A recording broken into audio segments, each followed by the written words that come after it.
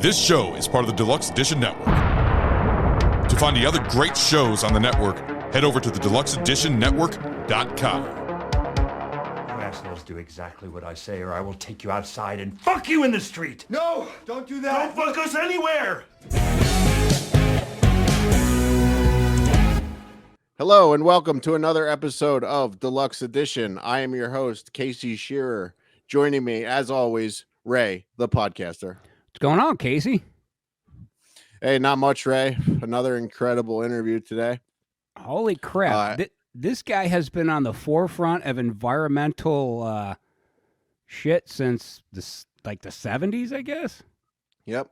Yeah, today we spoke to Ed Begley Jr. Actually, that was something I didn't bring up to him, but he was actually at the very first Earth Day in 1970.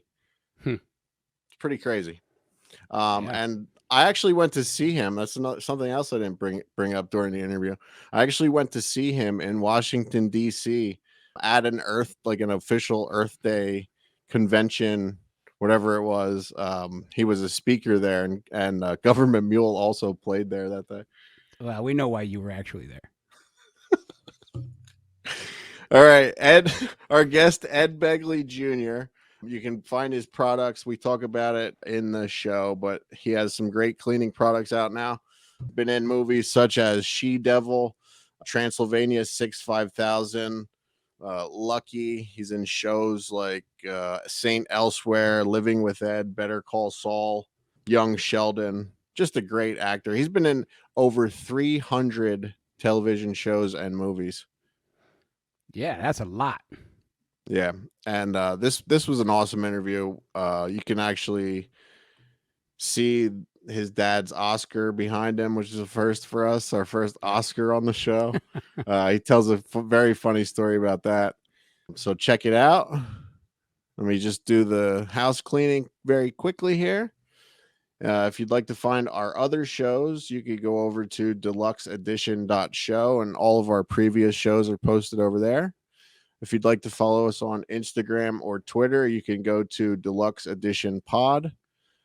And if you want to buy any t-shirts of ours, we can go over to whatamaneuver.net/collection/deluxe-edition. If you'd like to support the show, you could go to patreon.com/deluxe edition. And we are a part of the Deluxe Edition Network. And the podcast of the month is The Return of the Living Flet. You can check Kyle out on YouTube exclusively. He does watch-alongs, unboxings, interviews, all kinds of different stuff. So check Kyle out over there. And Ray? And you can find me over on my other podcast, the 10 Cent Beer Night Podcast, where I do pop culture crap. I talk about Cleveland a lot, but you won't be annoyed with it, I promise you. You can get my merch over at TeePublic. And I would really appreciate, though, if some of you people become Patreons of this show, because you do get early access to all our interviews. Yep. Like, you can hear this interview a week early if you're a Patreon. Yep. So at least consider it. I just sent out, as soon as we finished recording, there's a share link on the StreamYard, and I sent it directly to our patrons on Patreon. So they are already listening to this as we're recording our intro. So do that for us, or buy a t-shirt, or at least tell your friends. Try and get us some more listeners. That would be great. Yes. Or just make a like, make a comment on whatever platform you follow us on, because it does help a lot. Yeah, and stop using, as you'll find out in the interview, stop using single-use plastics. Ray that's this. If you've been watching our show since the rebranding of the show, since Ray has joined the show, that's the same solo cup that Ray he still has the very. I've had this red solo cup since 1984, from the first party that I went to, and they handed me a cup, and I was like, "What is this?" And they said, "This will change your life," and it has. He's had it ever since. Yeah. All right, Ray, let's get into it. Here it is, our interview with Ed Begley Jr. Let's do it. Well, it's good to see you, man. You look great. You too. I know we don't have too much time with you, so we're just going to get rolling right away with it. Love it. So today I cleaned my floors. I just picked up some of this here. Begley's You're a kind man. Thank you. Thank you for trying it, pal. Yeah, man. I'll tell you what, I've tried a lot. Like I've been green, I guess, since I remember seeing your show Living with Ed in 2007. And that's kind of when I started going green, I guess. When I found out that you came out with this product, it was just a few weeks ago. And I just tried it. And I've tried a lot of products in the past, and this is really good stuff. You're very nice to say that. I'm very happy with it, and it's very environmentally safe and good around pets, because you got pets crawling around the floor, putting their paws in their mouth, and kids sometimes crawling on the floor, putting their fingers in their mouth, and you don't want to have toxic whatever. So the less you can have of harsh cleansers, the better. And this does a good job, and it's very clean and safe. Yeah. So did you come up with the mixture yourself, or? I did not. I met a guy years ago in 2004 that had a formula. He wanted to do a product with me, and I did for a while, called Begley's Best. But it took a lot of work. I was shipping it out of my garage. I had it stored there. I had a storage shed elsewhere too with more product, and I had to buy a pallet jack. And it's hard to ship liquid around. It's expensive because it's heavy. So it was a real learning curve, and I just got too busy to do it. Then I got involved with a company, said, we saw your products. They were very good. You were a competition to us, but now we'd like to work with you, not in competition with you. And you don't have to ship it out of your garage. You don't have to own a pallet jack. We'll handle all that. You just help us vet the best formulas possible, and to also help promote it. And so that's what I do now. It's a much better deal for me. Yeah, absolutely. So before we get into the rest of the conversation, why don't you tell people where they can pick up these products? Just go Ed Begley Cleaning, Begley Cleaning products. Go to Amazon.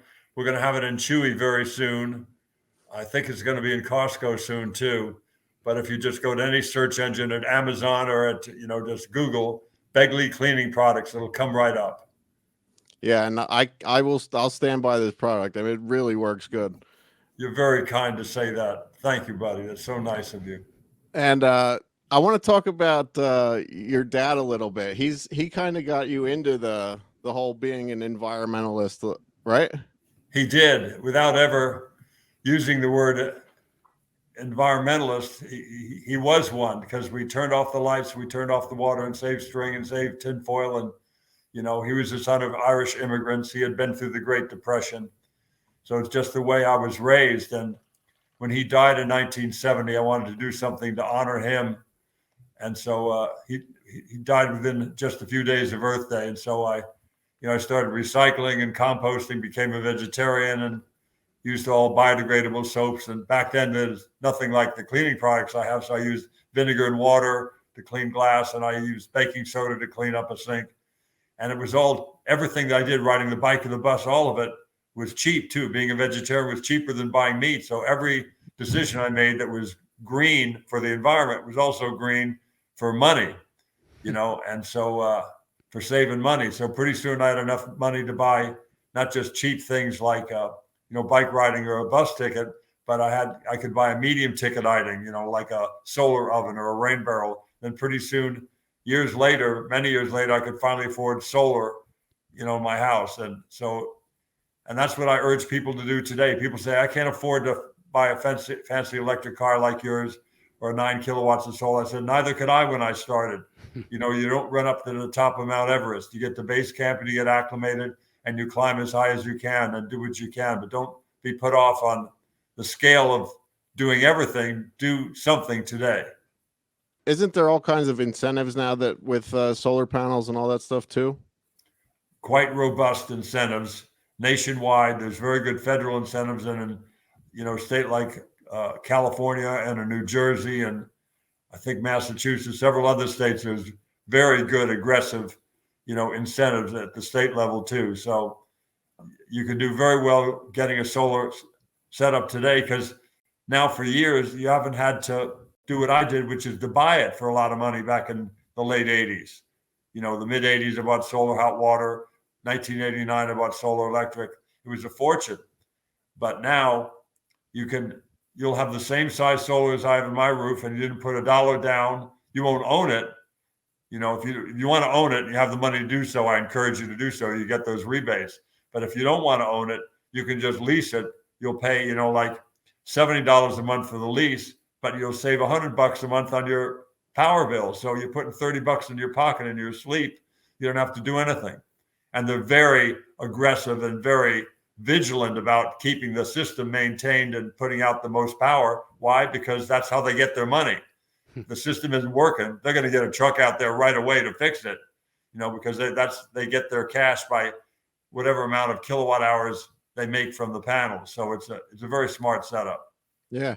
Now you got your solars in the 80s. Have you had to change them over the years, or? Yeah, I had solar hot water in my house in Ojai in 1985. That system, it's been serviced many times, and different parts have needed to be replaced, but I understand it's still working from 1985. And I've had solar in my previous home. That system was working till I sold it, and the solar electric too. It was working good. I just either sold or gave away the panels when I moved. Today's panels are much better than the ones I bought in the 80s, though. I want to stress that, because they were kind of handmade, with machines, but not so much robotics. Now they make them with robotics, so they're very, very precise. Some of the connections in the earlier solar panels from good companies like SolarX, they would just, they'd have a little imperfect connection, if you will, going from one cell to the others. So you could see on the back of the panel to be a little burn mark. What was somebody doing? Burning with a cigarette? The back of the, no, it's not that. The heat comes from what? From a bad connection. There's resistance that's causing that burn mark. So nowadays you don't have that. There's no panel you can buy that has that kind of problem. They're made robotically, quite precisely, and they last for decades. Nobody's quite sure how long they last now, because the one they started making in the late 90s, from those mid to late 90s, those will be around for 30, 40 years. And then they never really stop working. They just lose a little bit of power. In like a decade, panels like that will lose 2 or 3%. I don't think as much as 5%. And that's part of the warranty. If they lose like 10% in a decade, we're sorry, we're sending over some new panels. We really screwed up. Yeah, just 10% in a decade. That's part of the warranty. 15% in 2 decades, they give you a new panel. It varies manufacturer to manufacturer, but that's what most of them are like, something like that, because they don't have to make good on that promise, because they don't lose that much power under normal conditions. And they'll survive a hailstorm and stuff you wouldn't imagine they could survive. They're very strong. I travel for work. I'm a roofer by trade. I watch other people work now.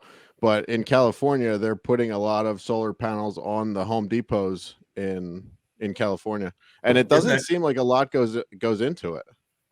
It's great when, big companies like that, Home Depot, do it, and other people, LA Unified School District is going to do more solar. They have it in some school parking lots now. It gives you some shade.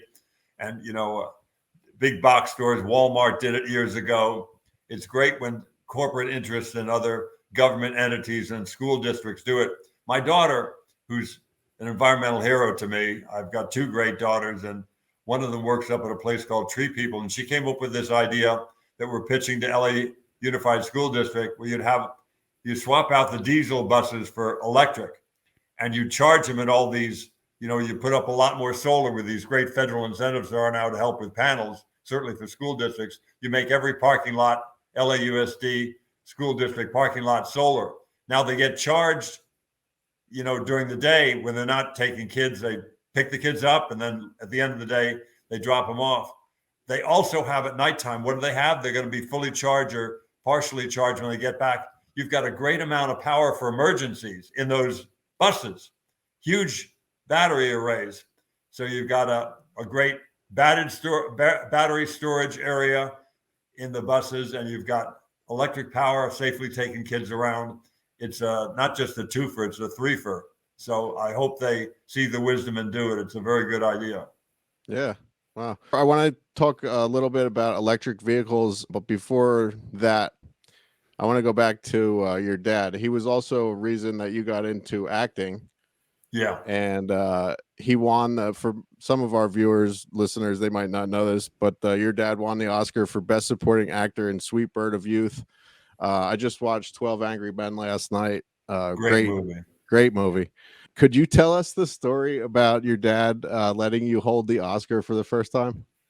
Yeah, it was kind of funny. I don't think he meant to not let me hold it. I'm being a little, I'm trying to bend the facts with this story over the years. Not like I never hold it, but I wasn't given it for any long period of time. I might have touched it when he wasn't looking or something. I'm not sure. But he really said, here, hold this. When we were at the airport at LAX one day, we're going to fly somewhere, and he quite officially gave me the thing. And I was so nervous, I dropped it and I broke it.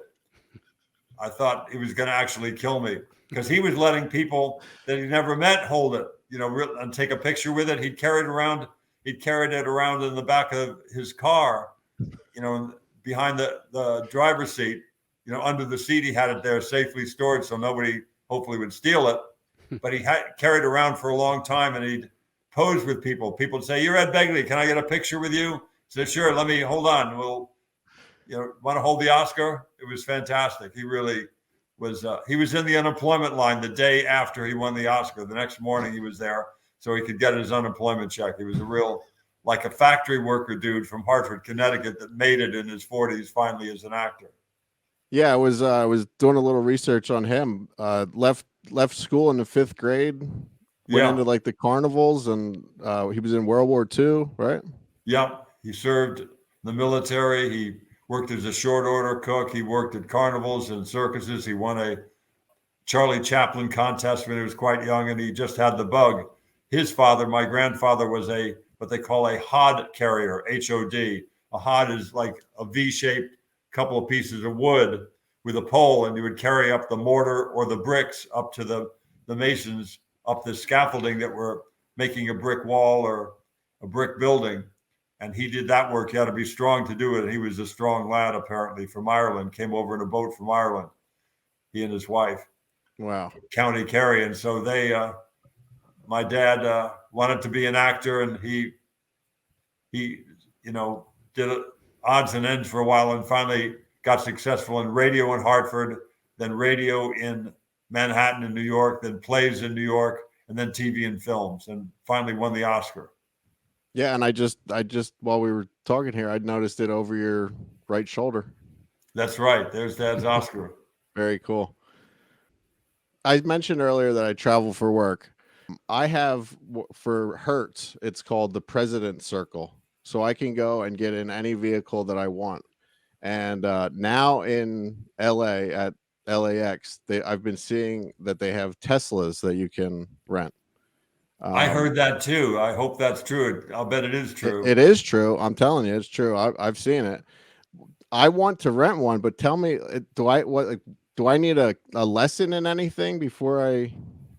No, I assume they'd give you a good primer on it when they give you the car, or I can give you the primer right now. All you do is you go find supercharger near me, and it'll tell you wherever you're out in you're in the San Fernando Valley, you're in, Hollywood or Wilshire District, wherever you are, there'll be superchargers. Now you can charge it a regular, what they call a stage 2 charger. It's level 2 charger.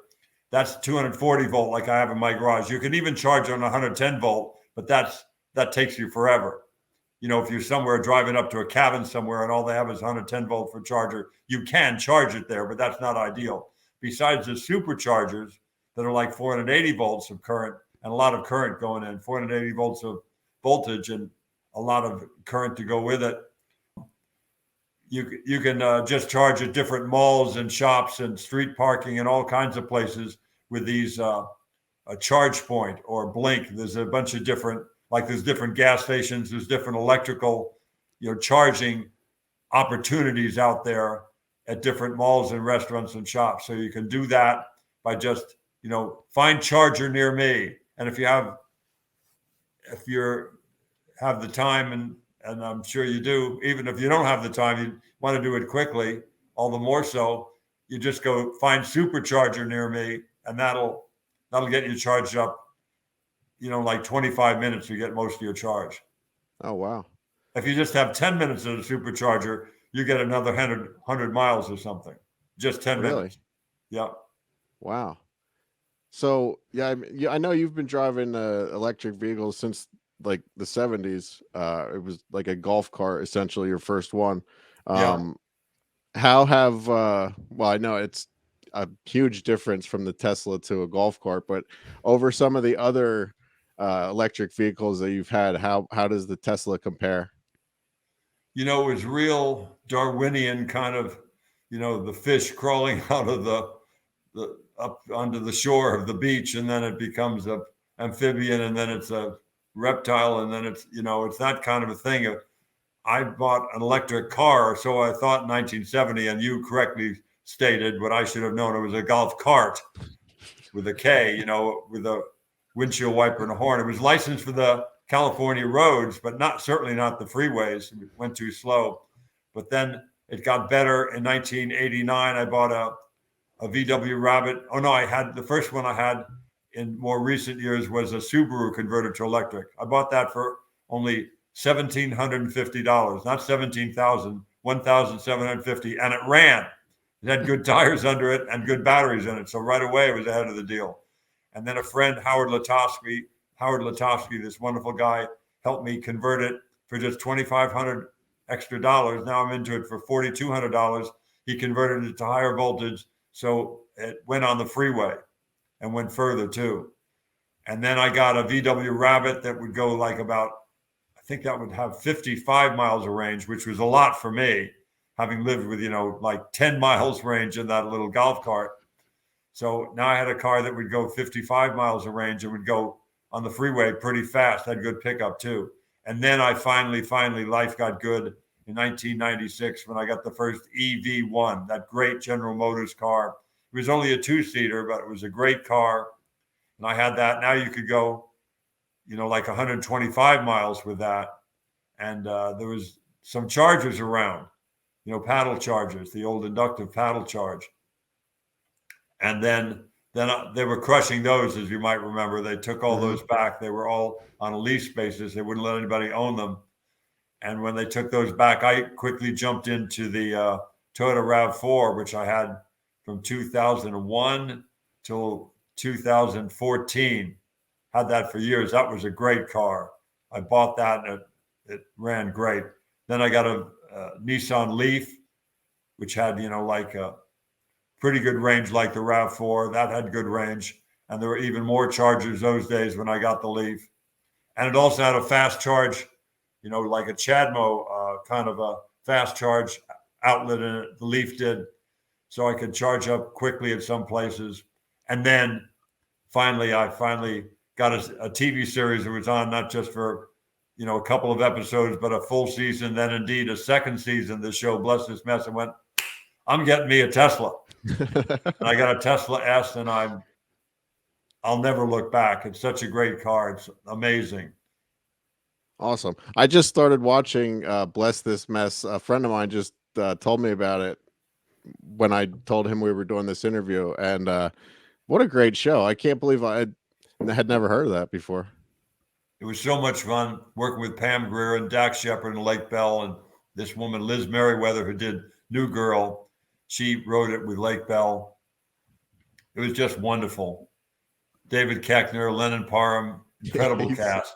And I'm still friendly with all of them. I just saw Lennon the other day. I talked to, Pam Grier all the time. And I'm very lucky to have been part of that show. It was a wonderful, wonderful show. Yeah, very good show. Ray, I'm sorry. I've been hijacking the conversation here.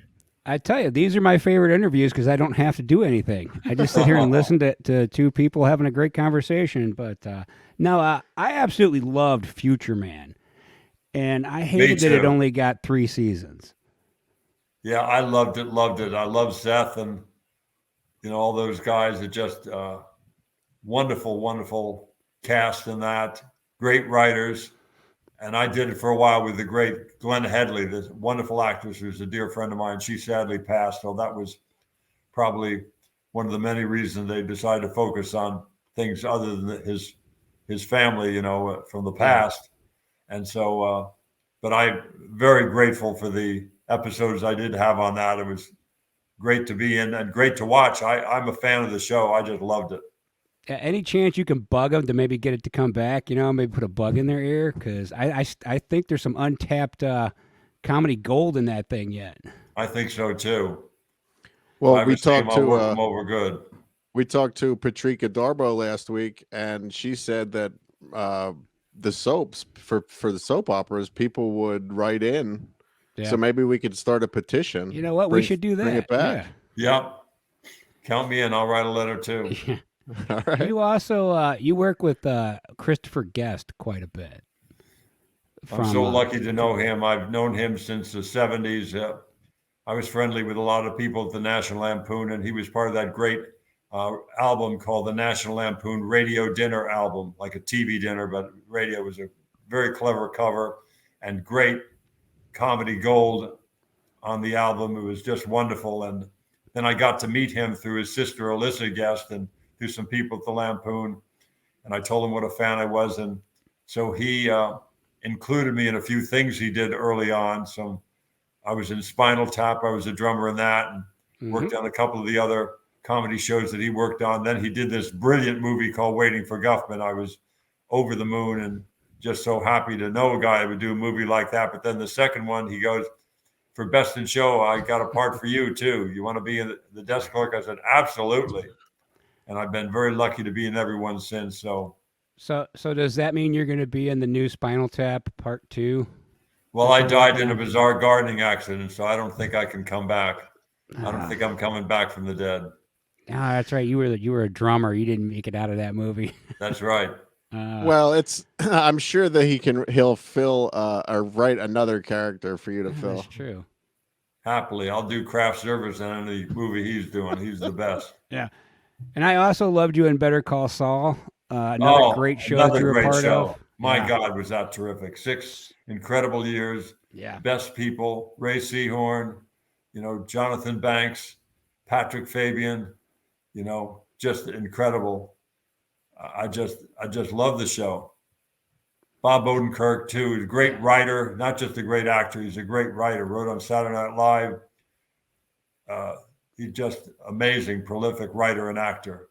Dear guy. Could you?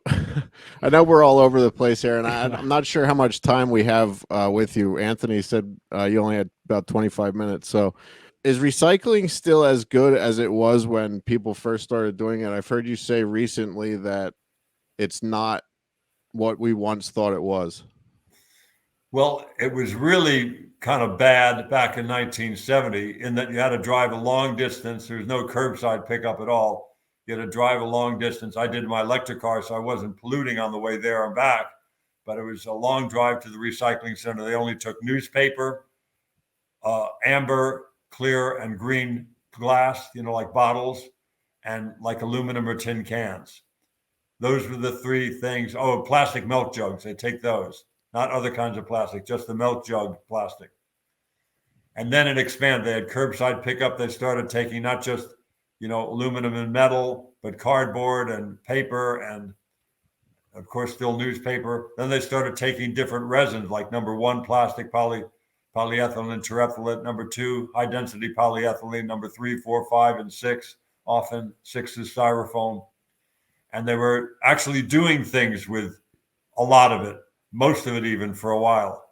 Then they just ran out of, there was not enough market for the recycled materials.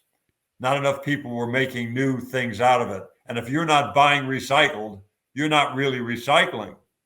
It's like hitting a baseball into the bleachers and running to second base. Run all the way home, complete a circle, and buy recycled. Then you're creating a market for it. So we would buy all these goods from China, a lot of the different things for Walmart or Costco that we buy. Big container ships drop those containers. And on the way back, they would fill them up with plastic a lot of the time. but people wouldn't sort it properly. People wouldn't clean it properly. It'd be dangerous for people to work around with the pathogens and the funk and it became messy. And they finally, recycling other e-waste electronic materials with lead and cadmium and, all kinds of dangerous metals and toxins. People started getting sick in Indonesia and in China, where they were recycling the e-waste and all these plastics. So they went, enough already. We're not taking your garbage anymore. And so when that happened, the market for plastic nearly ended. There's very few people now buying those resources of the recycled plastic. They still recycle some of it, but a lot of it, you sort it, put it in your trash bin, and then it winds up just going in the trash later. Mm. People said that. I said, no, I followed the truck and I did a PSA and we saw where the truck went. And they might have done that day for me. And maybe for a while they're doing it that way, but that's not the way it is anymore. They recycle what they can of the plastic. Now, having said that, the cardboard really does get recycled. Unless some chowderhead leaves like a whole pizza slice hanging out of the box, then they'll see a whole bale of cardboard. And the guy that's buying it sees a pizza slice hanging out. They'll nix the whole load. Take that back. Go put that in the trash. Wow. That's too much work for us. But they definitely take aluminum. It's definitely much less energy to mine aluminum in the streets and the alleys of the United States than it is to go to mine bauxite and bring it back here and use all the energy to make new aluminum. It's simply cheaper and better. Same thing with steel. 67% of all steel that you buy, a steel frying pan or a steel chassis in a car, it was a frying pan before it was a car, and it was a car before it was a frying pan, or whatever a hammer, whatever you're making. Steel is very recyclable. That's why they got those big magnets at junkyards and stuff. Yeah. And cardboard, paper, they recycle a lot of that. But the different plastics, not so much. So that's just all pretty much going into a recycling landfill now, right? Yeah.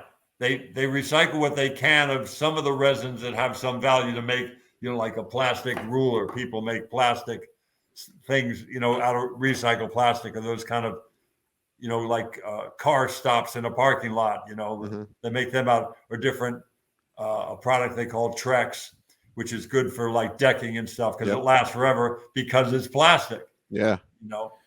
And so that's the problem with plastic. It becomes the asset with plastic when you make, like decking out of it, lasts a long, long time.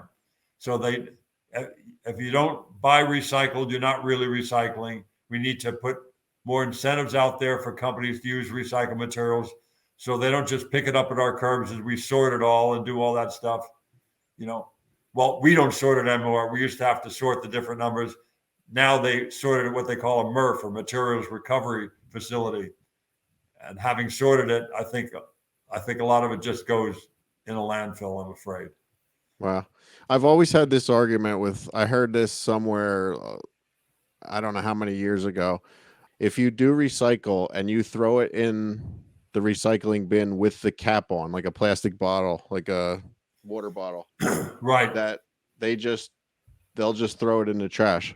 Is that true? Like, is the cap it was true. It was true. Then they found a way in the process to use that resin, which is different or more dense or something.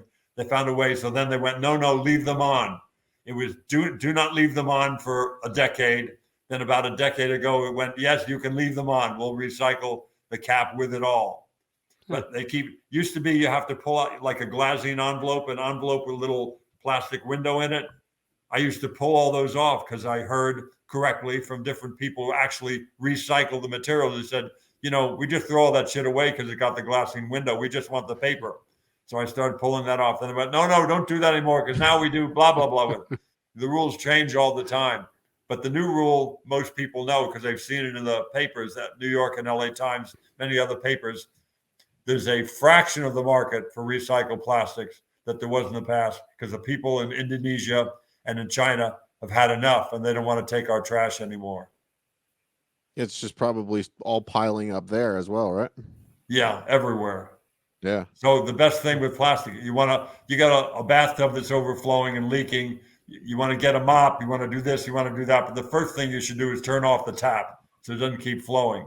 Stop buying single-use plastic. That's the best thing you can do. I think it's good to make things like these out of plastic eyeglasses. They last decades or more, if you treat them right. Things like that, that's fine. But single-use plastic, let's all stop doing that. Straws and cups and all that. Get an aluminum cup, get a steel cup, get a metal straw, get a little brush you can clean it out so you don't get sick from funk in your straw. And I haven't, taken single-use plastic in quite a while. It's possible to live without it. Yeah. My girlfriend still buys it. I Look, realized that after I held this up, I was you're like, throwing your shit, girlfriend under the bus for that, huh? Yeah. I have people in my household, I won't name who, and they regularly purchase single-use plastic is all I'll say. I'll use my same red Solo cup for a week. You just rinse it out, give it a little clean. Yeah, exactly. Another movie that we love you and Ed is The In-Laws. I love that movie. What a great movie. Awesome movie. Hey guys, this is Ron. Do you like movies? Hey guys, this is Ragnar. Do you like alcohol? Hey guys, this is Stu. Do you like punishments? Hey guys, this is Chase. You want to hear me get alcohol poisoning? Hey guys, this is Lenny. Ever wonder what a spicy boner is? If so, come on down to Barrel Age Flicks and give us a listen. Could you tell us a little bit about Peter Falk, working with him, and Alan Arkin? Yeah, I worked first with Peter on Columbo. I did a Columbo. I had a small part. I played like a animal control officer or something that I helped with some clues and information about these dogs that Nicol Williamson had. And he was the killer. And so I had a nice little part in that. And then I got a job on The In-Laws in Cuernavaca, Mexico, and to work with Peter Falk and Alan Arkin, two guys that I admired beyond words. It was just heaven on earth. I just thought I had died and gone to heaven. They were so nice to me too. We became friendly. I knew Peter a little before, but Alan Arkin befriended me. I worked with him a few times over the years. Always great. He's been to my home for a meal in the past. Alan has, and I think Peter came by too for a meal one day. But Peter and I had the same birthday, September 16th, that we'd share that together often with his wife, Shara, my wife, Rachelle. And, but working on The In-Laws was just heaven. It just was such a funny movie. Andrew Bergman wrote the script, and it was just the best comedy I'd been at that point in my life. And I was elated to be part of it. Great movie. Yeah, really, really good movie. Let's see. Oh, could you tell us a story about getting pulled out of the bar by John Belushi, trying to outdrink Harry Nilsson? Oh, yeah. The Harry Nilsson thing was, I made the mistake of trying to outdrink him. That was on another occasion. But this time I was trying to outdrink a guy named Shorty George Smith, who was Jack Nicholson's kind of uncle, father figure guy. And he was on this movie Going South with me, but we had lots of days off because we were just secondary and third tier characters. So we were in the bar at the El Presidente Hotel in Durango, Mexico, and he liked to hoist a few too. So I decided I'd outdrink Jack Nicholson's uncle, Shorty George. And that was a big mistake. But fortunately, John Belushi was such a good pal. He came and he and Judy dragged me out of the bar, said, "You're going to see some of the town. You're killing yourself. You got to sober up." He was a great influence on me, John was. And Belushi couldn't hang with Ed Begley Jr.? Yeah, I was too wild for John. Holy shit. That's incredible. Yeah. Oh, I heard you in that interview. I heard you mention Forrest Tucker, how he had a cane with whiskey in it. He did. I did a show called Bobby Joe and the Big Apple Good Time Band with Seasoned Hughley and with is that a picture of Forrest Tucker up there? No, this is a cane filled with whiskey. Oh my God. Fantastic. That's great. It's a replica of Evel Knievel's cane. Oh wow, that makes sense. He would have one. Forrest Tucker had his golf. It was a TV pilot. Bobby Joe and the Big Apple Good Time Band, Seasoned Hughley, Robert Walden, me, John Bennett Perry. Oh boy, there's another guy in it. He was a very famous actor at the time. I'll think of his name in a minute. Forgive me, but we did that, and he had the car. Forrest Tucker kept that little cart. He had a golf cart, but not to go around the streets of LA, to just go around the lot. And more importantly than getting around the lot in the golf cart for transportation, it had a full bar in the back of it. In the back of the golf cart was a full, fairly full, for big enough to fit in the golf cart. And then sometimes he'd be away from the golf cart for a while. I go, how's he still staying high? He's still pretty hammered, how's he doing that? And then I caught him. He turned away for a second to clear his throat, and he unscrewed the top of the cane, take a poke off it, and then he'd finish his scene. But he was, he had a thirst. He liked the gargle. That's all I'll say.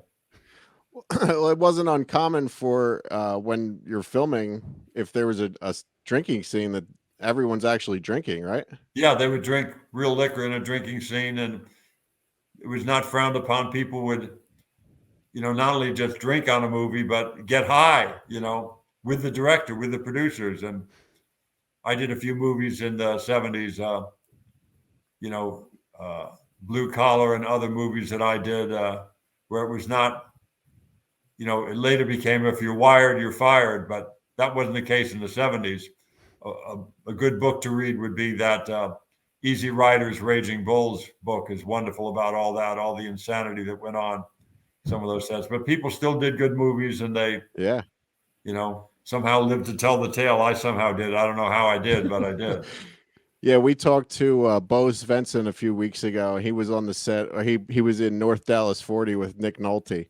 Yeah. And he told us, I think they were spending $15,000 a week on cocaine during the filming of that movie. I'm not surprised. They put it in the budget.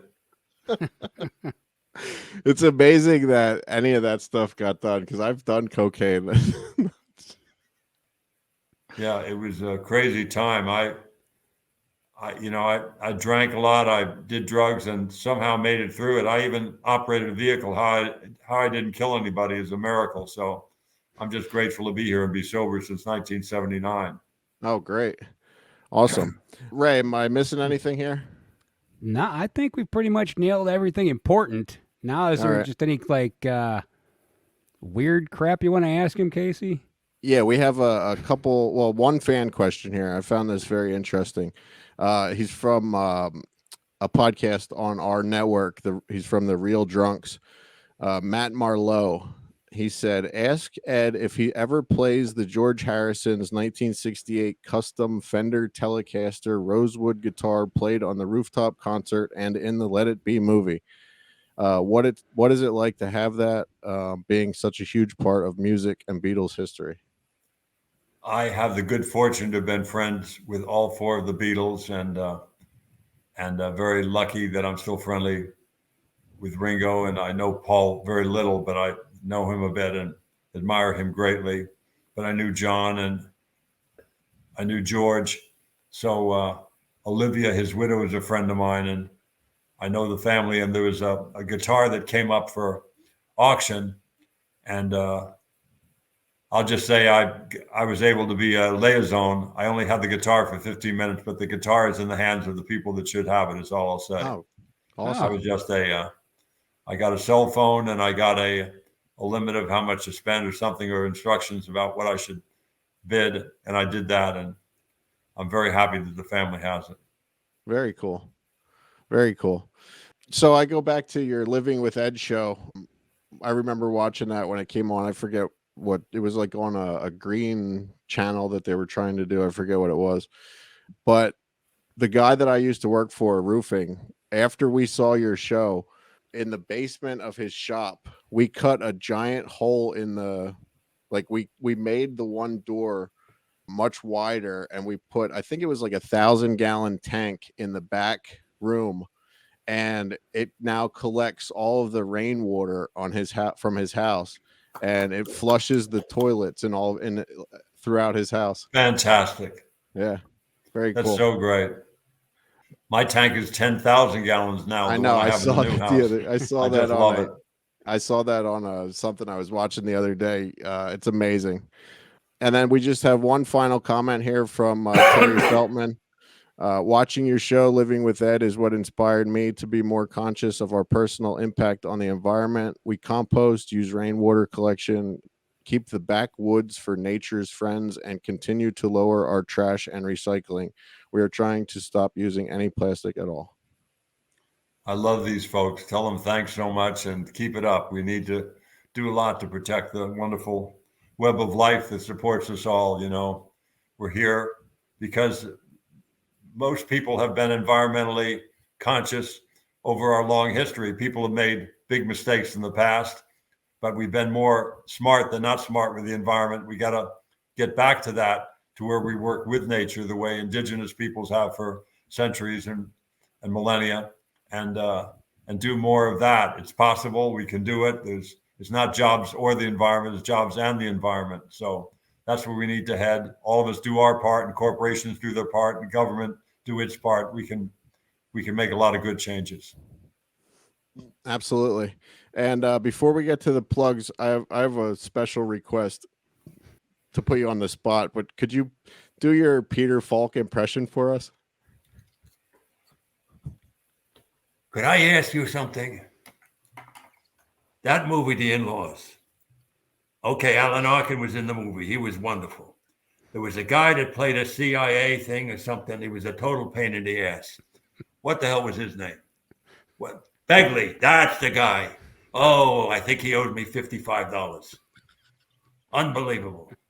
I love Peter so much. He was the greatest. He always used to give me a hard time, and I loved him for it. Thank you, Ed. Thank you. That was awesome, man. Yeah. Plugs. Where can people find you? One more time, where people can buy the products, all that stuff.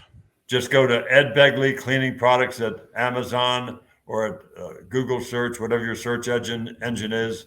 And it's Ed Begley Jr. for Junior, Ed Begley Jr. for Twitter, edbegley.com. There's a website, of course. Just go edbegley.com. So thank you for having me on, and thank your listeners for their great questions and the great promises to do good things environmentally, what they have done and what they intend to do. And same to you guys. Thank you. Thank you. Thank you, Ed. We appreciate it, man. Yep. Have a great evening. You too.